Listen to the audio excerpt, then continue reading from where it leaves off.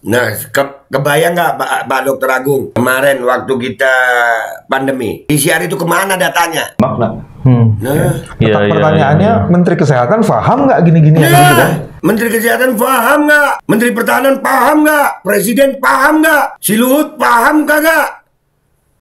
Dan semoga Allah Subhanahu wa Ta'ala menghancurkan sehancur-hancurnya para pelaku pembantaian 6 syuhada pengawal kami dan yang memerintahkannya, serta para aktor intelektualnya juga yang merestuinya, dan semua yang terlibat dalam pembantaian sadis dan brutal tersebut secara langsung maupun tidak langsung.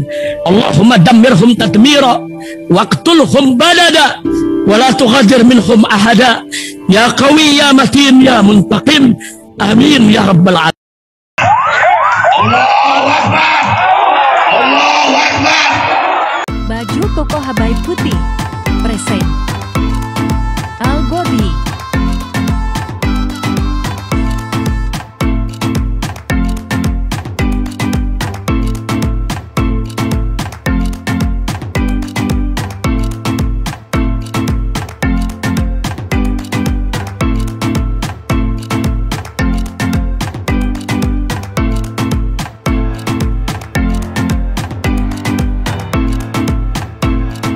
Assalamualaikum warahmatullahi wabarakatuh. Welcome back, selamat datang lagi di channel Babe Aldo bersama gue Babe Aldo, YouTuber rakyat biasa yang tetap santai dan sehat, dan jangan lupa ngopi. Bismillahirrahmanirrahim.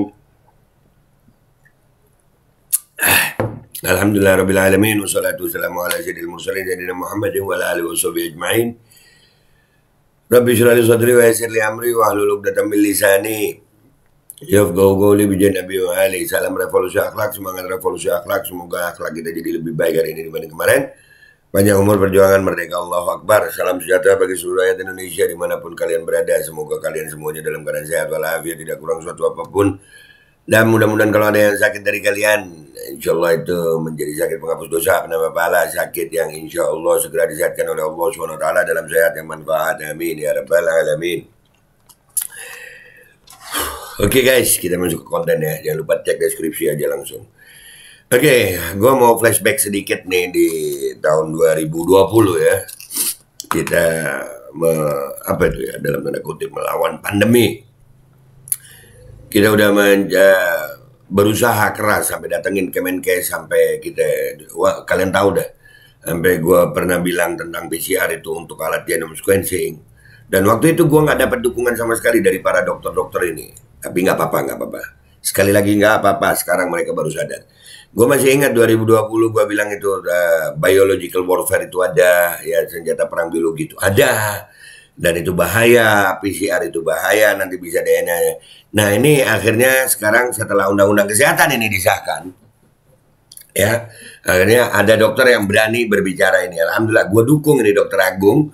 Sekarang berani berbicara seperti ini di tempatnya podcastnya Bang Novel Baswedan sama Pak Bambang. Kita dengerin sama-sama deh ya. Kita simak sambil kita reaksi. Ini cuplikan aja guys, 4 menit ini gue cuplik tentang masalah bahayanya data DNA, bahayanya sampel data kesehatan rakyat Indonesia.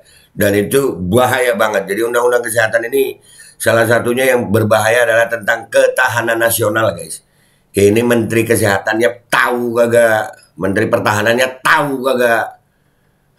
Ini diajarin, waktu itu gue udah teriak-teriak, mungkin karena gue lulusan SMA sih ya. Jadi nggak didengerin gitu ya. Tapi alhamdulillah rakyat banyak yang denger, dan alhamdulillah hari ini sudah ada para ilmuwan yang ngomong. Nah, artinya apa? Artinya yang gue omongin dulu itu benar gue. Alhamdulillah, nih dengerin nih. Cuplikan podcast Pak Novel Baswedan, Pak Bambang, sama Dokter Agung. Bismillahirrahmanirrahim. Kita sebenarnya sedang menghadapi situasi yang sangat rentan sekali di bidang ketahanan kesehatan. Dan sekarang udah ada yang disebut dengan proxy war, yang disebut dengan perang biologi. Dan ada juga terrorism through the biomedicalization. Jadi ini nggak masalah. Tuh ya, mereka bilang sekarang kita udah proxy war, terus perang biologi, ya teroris lewat biologi. Ya kemarin diomongin sama Bu Siti tuh, ya. Sekarang mereka nih rame-rame ngomong, ayolah gabung sama rakyat, udah kita lawan ini undang-undang kesehatan ini, minta dibatalkan. Bahaya guys, Sederhana, cuman kita batasin dulu deh. Ada nggak sih Mas contoh di seperti itu? Kita punya ahli ini juga nih Mas. Nanti habis ini saya tanya soal itu ke Aulia Pak, biar Aulia bisa nambah. Dari dokter dulu. Tentang genome sequencing ini kan memang baru kita ketahui setelah kasus COVID ya. Genome sequencing baru kita ketahui setelah kasus COVID. Gua masih ingat ya, gua bilang, ayo Pak Luhut, kita audit alat PCR yuk, mulai fungsinya. Karena gue tahu PCR itu ternyata alat genome sequencing, pemetaan DNA, pemetaan data, itu bahaya buat rakyat Indonesia Pak. Nah, nih sekarang dia ngomongin, alhamdulillah ada dokter yang ngomong begini di umum sekarang. Ya, artinya Kementerian Kesehatan ini Pak Menteri itu berhasil mendatangkan dan mendapatkan manfaat yang luar biasa seperti itu. Artinya untuk mutasi virus COVID-nya. Dan ternyata alat ini sifatnya banyak sekali, termasuk mendapatkan kalau bahasa awamnya sidik jari tentang orang Indonesia atau pasien seperti itu. Nah, sudah ada alat itu untuk pemetaan DNA. Kemarin pakai RT-PCR bisa juga itu. Dan ini wah keren ini alat. Bisa data kesehatan Indonesia ini, data tubuh orang Indonesia, DNA orang Indonesia ini bisa dipetakan. Bisa dipetakan. Artinya memang ada sampel yang diambil. Sampel itu dari bagian tubuh kita, bisa kulit, bisa darah, dan sebagainya, yang kemudian memberikan informasi. Nah, minta maaf Pak Dokter, bisa mukosa.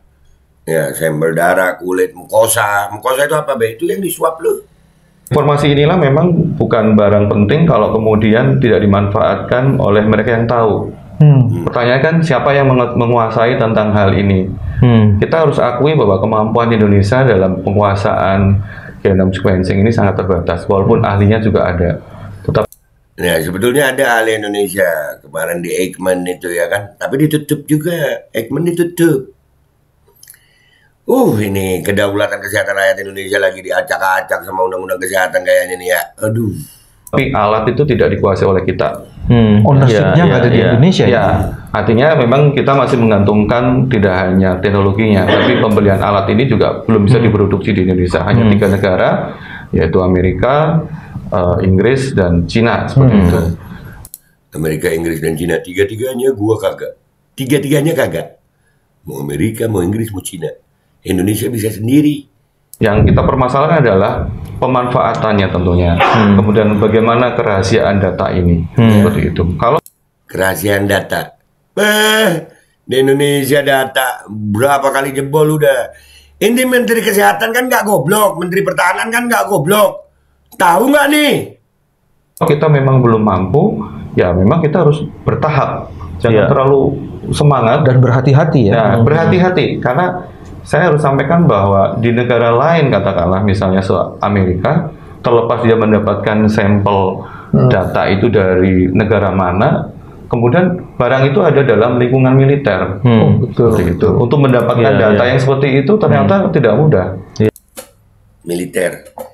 Lu dulu waktu pandemi gue masih ingat, gue bilang, ini apa nih pandemi kok pakai militer? Sampai pengiriman vaksin aja pakai militer. Gue dicap halu. Mana ada, nggak taunya kan ada tuh barakuda yang kebalik karena ngawal si itu. Ya kan? Bener lagi gue. Data-data kesehatan, data itu militer. Urusannya perang. Sekarang senjata nggak perlu pakai peluru yang ada mesiunya begitu. Senjata biologi bisa lewat mana? Ya itu genome sequencing itu dulu. Dan ini bahaya data kita ini. Menteri Kesehatan paham kagak lu? Menteri Pertahanan paham kagak lu? Ya. Memang data ini nanti akan dibentuk dalam sebuah, katakanlah masuk dalam sebuah server seperti ini. Nanti mungkin nah, bukan bidang saya. Bagaimana caranya mengambil data dari itu kan?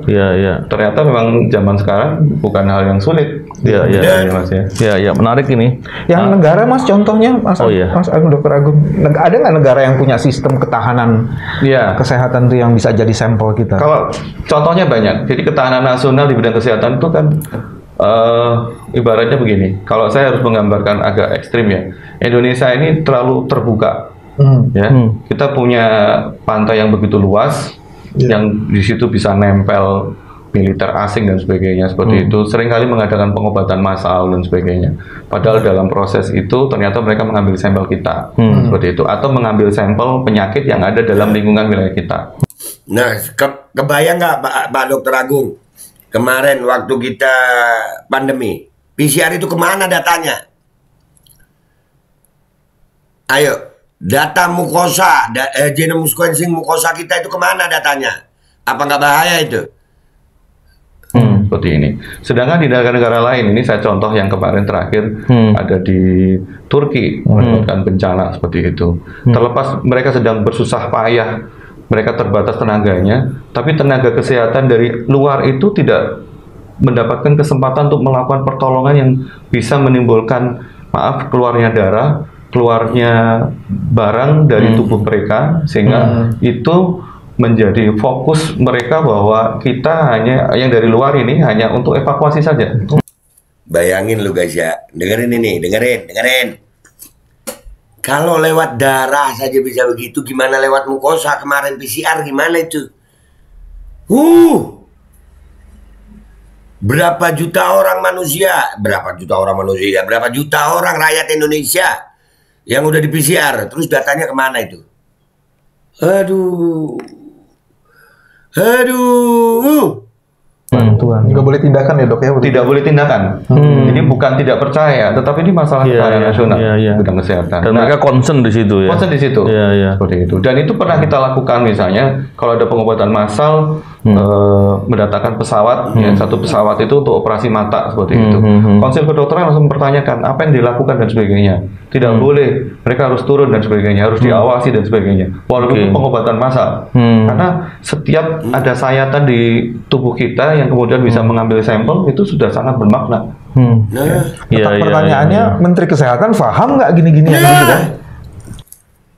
Menteri Kesehatan paham nggak? Menteri Pertahanan paham nggak? Presiden paham nggak? Si Luhut paham kagak? Rakyat Indonesia paham kagak? Wahai para dokter, ayo terus suarakan sampai rakyat sadar. Ini bagus.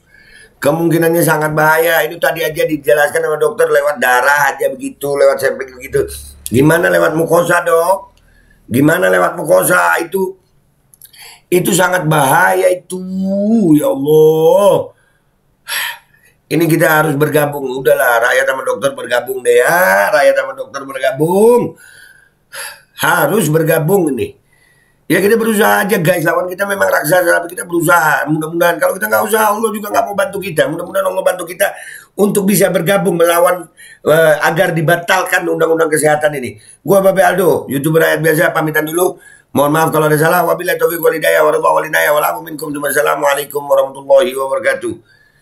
Bahaya banget anjir, bahaya banget. Assalamualaikum warahmatullahi wabarakatuh. Guys, alhamdulillah gue lagi di Jember dan gue dapat produsen Golden Pro MHA Vito. Ini guys, bahan-bahannya itu di dalamnya ada jintan hitam, ada broto wali, ada sambiloto, ada jahe, pegagan, ada madu hitam, ada propolis dan probiotik. Dan ini alhamdulillah gue udah berapa hari ya? 4 hari gue nyoba ini. Ini langsung aja guys, dia madunya madu hitam ya. Ya bukan madu bini, bukan madu hitam. Ini untuk obat dan untuk imunitas tubuh. Alhamdulillah kemarin gue badan-badan gak enak, gue pakai sehari 3 kali nih produk. Cuman ditetesin di bawah lidah kayak begini. Jangan lupa bismillah tapi bismillah sama sholawat. Allahumma sholli ala sayyidina Muhammad dan sayyidina Muhammad.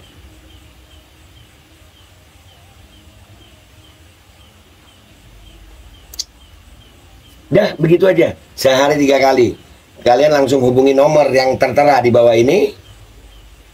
Ini insya Allah bisa membuat badan kita tahan terhadap segala macam infeksi dari luar untuk imunitas tubuh. Dah gitu aja, langsung pesan ya. Ini nomornya. Bismillahirrahmanirrahim guys. Sekarang ada Babe Rolen, Babe Roti Molen. Roti ini dibuat yang pasti rasanya enak ya. Ada 3 rasa. Nih, ada pisang keju, ada tape keju, ada pisang coklat. Ini dibuat tanpa bahan pengawet dan melayani pesanan-pesanan kalian yang seputaran Jabodetabek, bisa buat nemenin ngopi, buat acara-acara boleh. Dan ini karena gue paling suka pisang keju, nih gue dulu yang nyoba nih. Ya, dia itu kayak crunchy gitu depannya itu. No.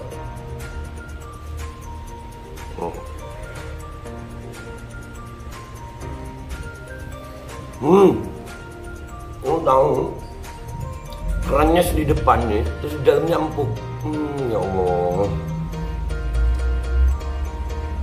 Udah nggak usah lama-lama, lu kalau kepingin langsung pesen aja, itu ada nomor WA-nya, nanti gua kalau cantumin, ada juga IG-nya, langsung pesen, murah. Cuman nanti dia tanya itu 35.000 kalau nggak salah, ya.